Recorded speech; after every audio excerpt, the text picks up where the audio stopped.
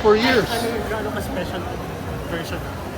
Special na? Gaano ka-special tong edition? Event na to. Oh well, yeah. This is we do this every year. This is the first of this year's edition, 2025. And as you can tell, I mean, it's well received.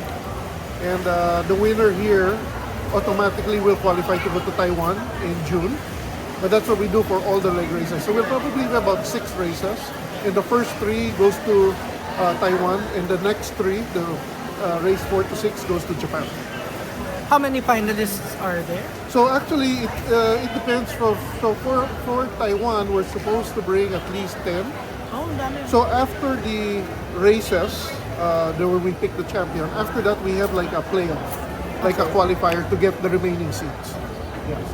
Can you give us an overview of the event today? So the event today, again, it's a 2-day event. The first event has three categories. The most popular one here is X-Stock. There's about almost 300 participants for X-Stock alone. There's 2 other categories, which have maybe about 100 each. So you're looking at maybe a little over 450 racers today. And again, this is leg number 1. And we also kind of changed the racing process a little, just to hopefully make it a little more effective for, when there's large number of racers. And can you just mention kung saan mga lugars galing yung mga racers? Oh, the racers, I wasn't able, I was kind of busy, but I hear like Laguna, there's some from the Quezon province, from up north, like Nueva Ecija, and then of course Metro Manila.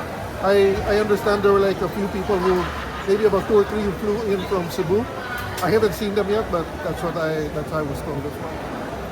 And after the competition, do winners will undergo trainings like that? Or do they provide training for them? They're actually very good, right? So, no, it's really not about training. It's about maybe we expose them to more different setups of the track.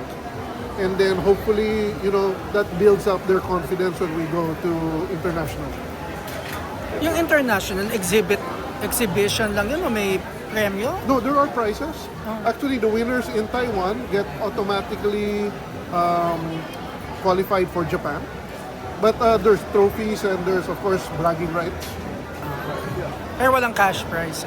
That depends on the agent. I cannot tell. In some cases there are, in some cases there aren't, but it depends on the organizer. Sir, hindi pa rin namamatay yung craze ng TAMIYA sa Philippines. Your reaction? Yeah, you can see that it's, Yeah. it's still alive. And this is only a subset of people because there's a lot of hobbyists who don't really enjoy just racing. Just, socializing, having fun, just playing. So it's still alive. It's still very strong. And you mentioned before na magkakaroon ng eagle version, like eagle car. Well, we're working on a Philippine car, right? What that is right now, we're still in kind of like a discussion, or we're actually in the design process. So what that comes out to be, I'm not so sure. But yes, Philippine eagle, some animals, and then maybe even just a special kind of car. So we're looking at what our options are. But hopefully by before the end of the year, we will basically be able to release it.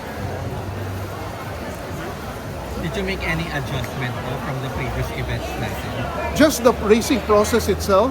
When you have this many racers, trying to just make it a little easier for them to get into the line, make lapag. And it's always been our objective to get people to race as much as they can.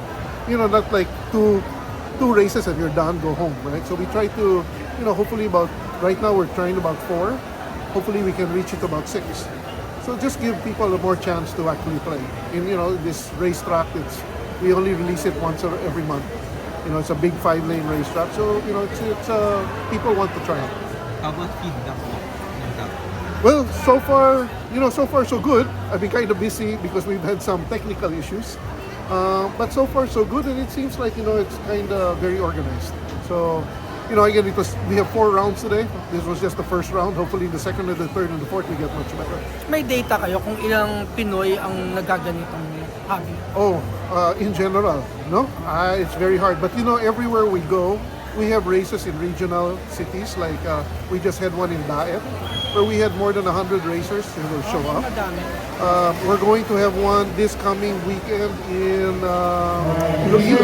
Iloilo. Yes, and right now we've already got about 70 racers that are signed up, but we still have 1 week to go. And then we also have one in Pangasinan in about 2 weeks. So there is quite a big, good following. Last year, ilan? Oh, last year we were averaging, every 2 days we're averaging about 700. But now actually for this, the way it's looking is we're actually will be about maybe about 900 racers for the 2 days.